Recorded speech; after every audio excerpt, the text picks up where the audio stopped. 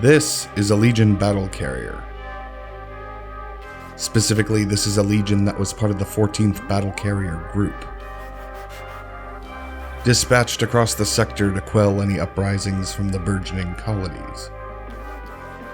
This right here is quite literally a relic of a lost time.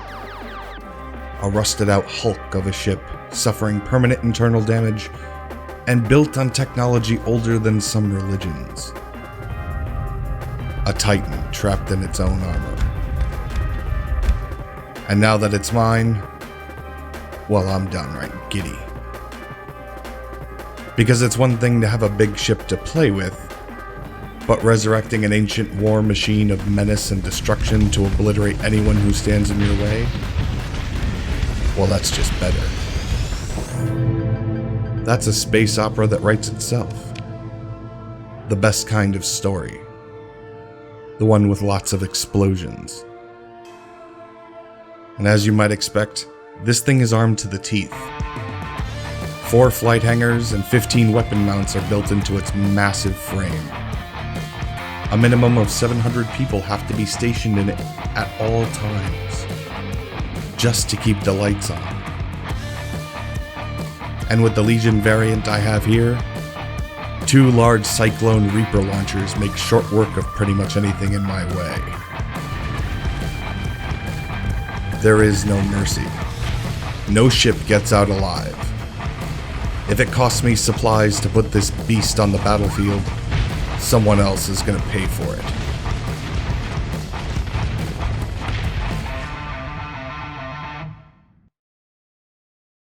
And really, what more could you ask for? This is a heavily armored carrier capable of punching out a ridiculous amount of damage. Highly customizable for long range or longer range. A Legion is more than capable of dominating a small fleet of enemy ships all on its own, as well as going toe-to-toe with its contemporaries. And in the right hands, it's not even a fair fight. If you're in the market for a flagship that can soak up damage like a sponge and deal out punishment, it's hard not to admire the Legion. And it's free. It's hard to beat a price tag like that.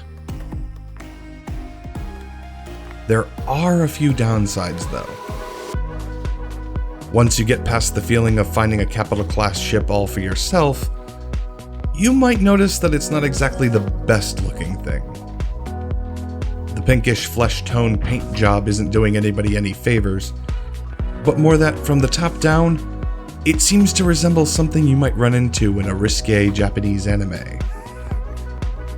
It absolutely devours valuable supplies and fuel. It turns slower than a one-legged dog on tranquilizers. It's all but useless if you have more than one other bigger ship on the field. There is virtually no defense on its tail end.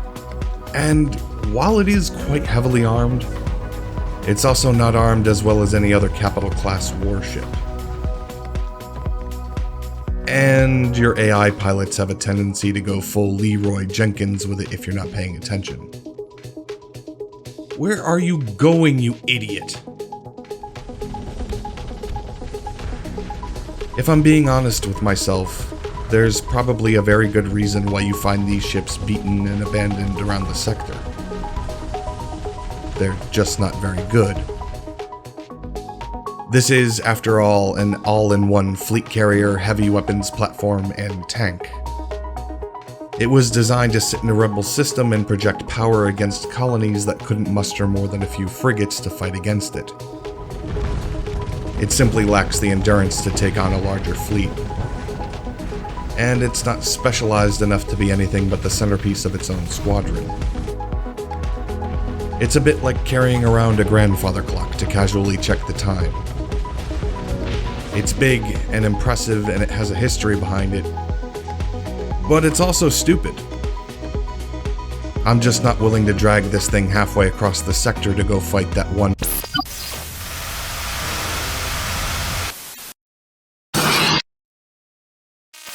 $300,000 credits in fuel and supplies, and all I get is a blueprint from the Ludic Church.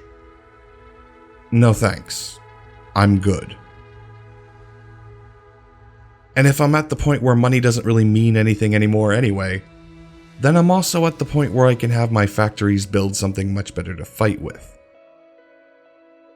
But despite its shortcomings, I can't help but like this ship.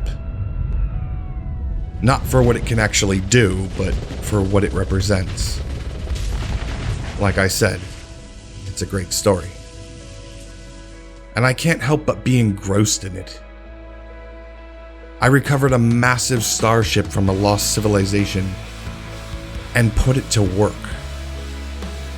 I lead an armada from an ancient throne, here to bring peace and security back to the colonies. For me.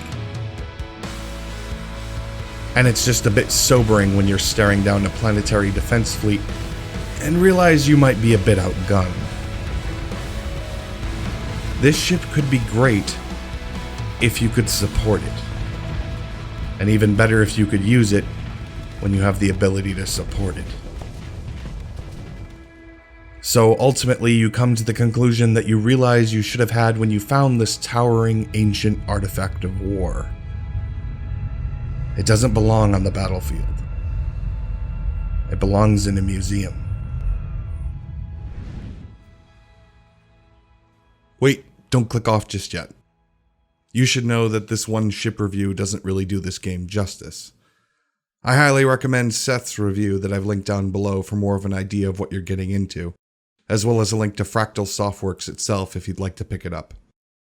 Hit the like button for the algorithm, leave a comment down below, have a wonderful day, and I will see you next time.